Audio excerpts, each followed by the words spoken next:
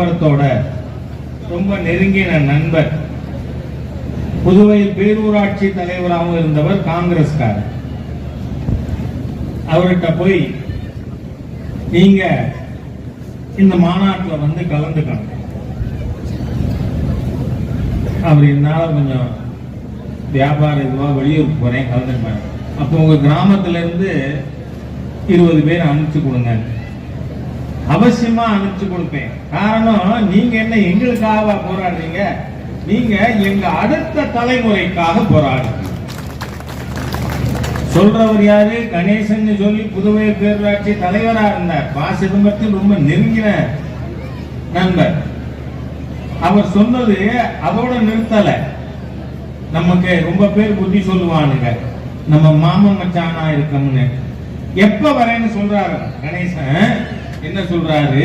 ஒரு வீதியில 10 கடையில 8 கடை ஹிந்துவா இருந்தா அப்ப என்ன சொல்லுவானுங்க, நாம மாமன் மச்சாமா. ஆனா அவன் 8 ஆயிட்டா மீதி 2 ஹிந்து கடையா அங்க இருந்து அப்புறப்படுத்துற வேலையை செய்யும்.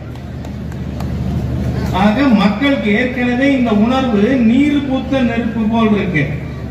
அத கொஞ்சம் ஊதி அக்னி பகவான வேண்டிக்கிட்டா நல்லது நடக்கும்.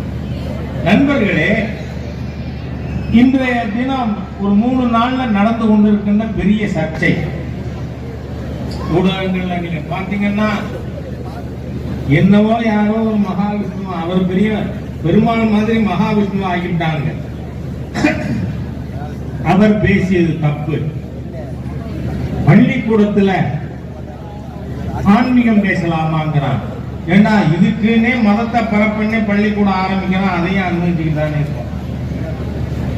ஆன்மீகம் பேசக்கூடாதுங்கிறான். இத்தனை நாளா இந்த மாதிரி ஹிந்து நிகழ்ச்சிகளுக்கு முட்டுக்கட்ட போட்ட அரசாங்கம் இன்னைக்கு இருக்கின்ற மிக மோசமான ஹிந்து விரோத தீய அரசு இந்த திராவிட முன்னேற்ற கழக அரசு. அதுல எந்த சந்தேகமும் வேண்டாம் நமக்கு.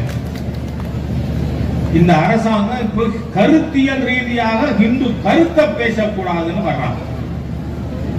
நீங்க உங்களுக்கு ஒரு புத்தகம், அறிவார்ந்த மதம் என்பது நம்ம மதம் சனாதன தர்மம். நீங்க வாய்ஸ் ஆஃப் இந்தியா பப்ளிகேஷன்ல Why I became Hindu, நான் ஏன் ஹிந்துவாக மதம் மாறினேன்னு சீதாராம் ஆர்யா என்பவர் எழுதின புத்தகம். அவர் அதுக்கு முன்னாடி முஸ்லிமா இருந்தார். ஆரிய சமாஜ் மூலமா ஹிந்துவா மாறினதுனால அவர் பேரை சீதாராம் ஆர்யா அப்படின்னு பேர் வச்சுக்கினார். அவர் சொல்றாரு, நான் ஏன் ஹிந்துவாக மதம் மாறினேன். நான் இஸ்லாமிய மத தலைவர்கள்ட்ட போய் கேட்டேன், நீங்க மனிதனை ஆண்டவன் படைத்தான்னு சொல்றோம். ஒருத்தன் பணக்காரனா இருக்கான், ஒருத்தன் பிச்சைக்காரனா இருக்கான், ஒருத்தன் மிகப்பெரிய அறிவாளியா இருக்கான், இன்னொருத்தன் மகா முட்டாளா இருக்கான், ஒருத்தன் ஆரோக்கியமா இருக்கான், ஒருத்தன் நோயாளியா இருக்கான். ஏன் இந்த வேறுபாடு, ஏன் இந்த பாகுபாடு அப்படின்னு உடனே அந்த முஸ்லிம் மத தலைவர்கள் சொல்றாங்க, it is will of God, அல்லாஹ்வுடைய விருப்பம். அதை எதிர்த்து பேச உனக்கு எந்த அதிகாரமும் இல்லை. அப்ப அவர் கேட்கிறாரு, இஸ் காட் சோ க்ரூயல், ஆண்டவன் கொடுமை வாய்ந்தவனா? ஏன் அப்படி படைக்கணும், எல்லாரையும் சமமா படைக்க வேண்டியதானே? அதுக்கப்புறம் நான் கிறிஸ்தவ பாதிரியார்கள்ட்ட போய் கேட்டேன். அவங்களும் சொன்னாங்க, கர்த்தரின் சித்தம் அது, அதை நாம கேள்வி கேட்க முடியாது. அதற்கு பிறகு இந்து சாது சன்னியாசிகளிடம் போய் கேட்டேன். அப்ப இந்து பெரியவர்கள், சாதுக்கள், சன்னியாசிகள் என்ன சொன்னாங்க, ஆண்டவன் ஒன்னும் ஒருத்தனை பணக்காரனா, ஒருத்தனை ஏழையா, ஒருத்தனை புத்திசாலியா, ஒருத்தனை முட்டாளா, ஒருத்தனை ஆரோக்கியமா, ஒருத்தனை நோயாளியா படைக்கல. He is only a referee. நல்வினை செய்தவன் நல்லது அடைகிறான், தீவினை செய்தவன் தீயது அடைகிறான். அப்ப அவர் சொல்றாரு, since karma theory appealed to my intellect, I have become Hindu. ஆகவே இந்த கர்ம வினை இது என்னுடைய புத்திக்கு ஏற்புடையதாக இருக்கின்ற காரணத்தால் நான் ஹிந்துவானேன். அப்போ புத்திசாலிகள் செய்யற வேலை என்னங்கிறத அவர் சீதாராம் ஆர்யா ஏற்கனவே வாய்ஸ் ஆஃப் இந்தியா பப்ளிகேஷன்ல நாம போய் கேட்டா கிடைக்கும். ஆகவே அந்த மாதிரி இருக்கின்ற இந்த உலகத்திலேயே மிக உயரிய சித்தாந்தம் நம்ம சனாதன தர்மம். அதுதான் கலி பூங்குன்றன் என்ன சொல்றாரு, கர்மா தேரி தான் அவரும் சொல்றாரு, தீதும் நன்றும் பிறர் தரவாரா, நீ செய்யற வினைப்பயன் தான் உனக்கு, தீதும் நன்றும் அடுத்தவன் கொடுத்து வர்றதில்லை. ஆனால் இந்த கருத்திய மக்கள் மத்தியில போகக்கூடாது அப்படின்னு ஒரு அரசாங்கம்.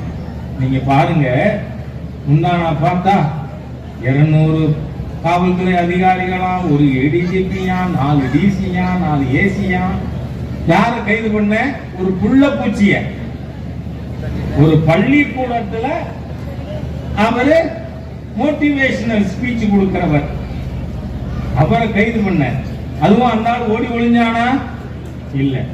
நான் இந்த பிளைட்ல ஆஸ்திரேலியால இருந்து வர்றேன், ஏன் உனக்கு அப்படியே கைதே பண்ணணும்னு வச்சுக்க, 2 கான்ஸ்டபிள் அனுப்பி கைது பண்ணலாம்ல.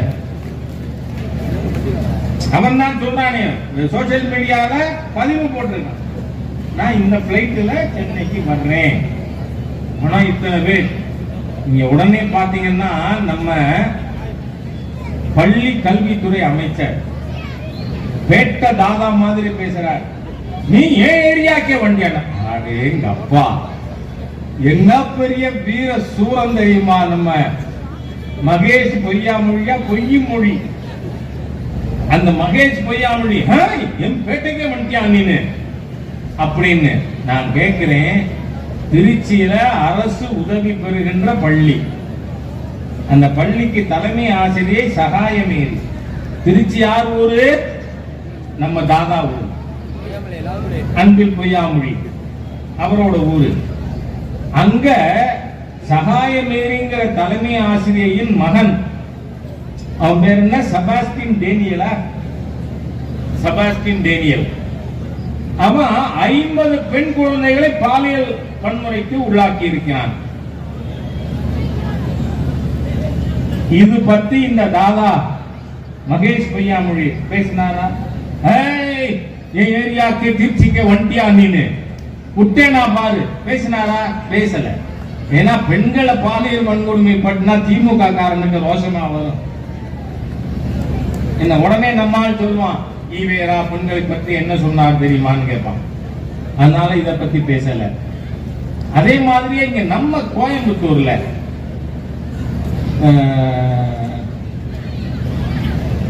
இதுக்கிட்ட நினைக்கிறேன், நான் குதிரை பந்தயம் நடக்குது. அங்க ஒரு தொலைக்காட்சி யூடியூப் சேனல், அவன் யூடியூப்ல அதெல்லாம் படம் எடுத்துக்கிட்டு இருக்கான். முஸ்லிம் பெண்கள் இந்து குழந்தைகளை கூப்பிட்டு நிறுத்தி வச்சு ஹிஜாப் போட்டு விட்டு, நீ ஹிஜாப்ல எவ்வளவு ஸ்மார்ட்டா இருக்க தெரியுமான்னு மதம் மாத்த புது டெக்னிக் கண்டுபிடிச்சிருக்கான். ஏண்டா பள்ளிக்கூடத்துக்கு போக வர நம்ம பெண் குழந்தைகளை இப்படி பண்றானே, கல்வி இலாக்கா மந்திரிக்கு ஏதாவது ரோஷம் வந்ததா? பேசினாரா? பேச மாட்டாங்க. அவங்களுக்கு பிரச்சனை என்ன? வள்ளுவர் மீது வழக்கு. வள்ளுவர் என்ன சொல்றாரு? எழுமையும் ஏமாப்படைத்துங்கிறார். 7 ஜென்மங்களை பற்றி வள்ளுவர் பேசுறார். ஆகவே வள்ளுவர், திருமூலர் எல்லாரும் பேசினதைத்தானே பேசியிருக்காரு. ஆனா உங்களுக்கு ஏன் கோபம் வருது? நான் ஒரு நண்பர்கிட்ட திமுக காரர்கிட்ட கேட்டேன், எதுக்கு அனாவசியமா கோச்சிக்கிறாப்புல நம்ம பேட்ட தாதா மகேஷ் பொய்யாமொழி அப்படின்னு கேட்டேன். அவர் சார் என்னங்க நீங்க விவரமான ஆளு, நீங்களே இப்படி பேசலாமான்னாரு. என்னப்பான்னு கேட்டேன். வள்ளுவர் அது மட்டும் பேசலங்க, பிறன்மனை நோக்கா பேராண்மைங்கிறார். ஆண்மைங்கிறது ஒருத்தனுக்கு என்ன? பிறன்மனை நோக்கா பேராண்மை. அடுத்தவன் மனைவி ஆட்டையை போட்டவனுக்கெல்லாம் கோபம் வராம என்னையா பண்ண? நான் சொல்லல, திமுக காரர் சொல்றாரு. யோசிச்சு பார்க்கணும். நம்ம வாழ்வியல் சித்தாந்தம் இந்த மண்ணுக்கு சொந்தமான வாழ்வியலை அழிக்க விரும்புகின்ற சக்திகள் இந்த ஆட்சியிலே இருக்கிறார்கள். அதனால இந்து தர்மத்திற்கு, இந்து கருத்துக்களுக்கு இந்த நாட்டில் அச்சுறுத்தல். இவர்கள் விழுந்து படுத்துருவாங்க.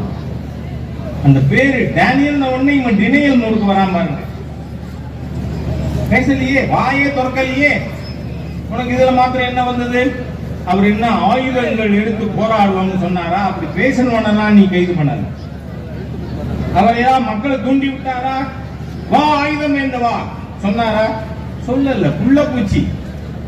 அவர் என்ன சொல்றார்? நாம் பூர்வ ஜென்மத்தில் செய்த பாவ புண்ணியத்துக்கான பலன் இந்த ஜென்மத்தில் கிடைக்குங்கிறார். அவ்வளவுதானே. அதை யாரு? கிறிஸ்டியன் மிஷனரிஸ் தூண்டி விட்டு, ஏன்னா இவர் பேசி 15 நாள் கழித்து புகார் வருது. அவர் ஒண்ணும் முந்தானா பேசல. அது மட்டும் இல்ல, இவர்கள் எந்த மாதிரி மோசமான அரசாங்கம்ங்கிறதுக்கு இந்த சம்பவம் நடந்த அந்த ஆர்குமெண்ட் நடந்த பள்ளிக்கூடம் சைதாப்பேட்டை மாடல் ஸ்கூல். ஆனா நீ அசோக் நகர்ல இருக்கக்கூடிய ஸ்கூல் ஹெட்மிஸ்ட்ரஸை எதுக்கு நீ டிரான்ஸ்பர் பண்ற? எவ்வளவு பெரிய அச்சுறுத்தல் பாருங்க. அயோக்கியத்தனம் இல்லையா இது?